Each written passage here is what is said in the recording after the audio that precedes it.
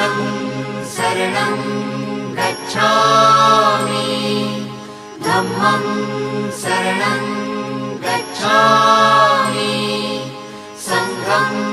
शरणं गच्छामि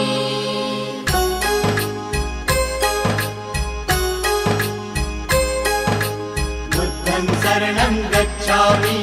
धम्मं शरणं गच्छामि संघं शरणं गच्छामि।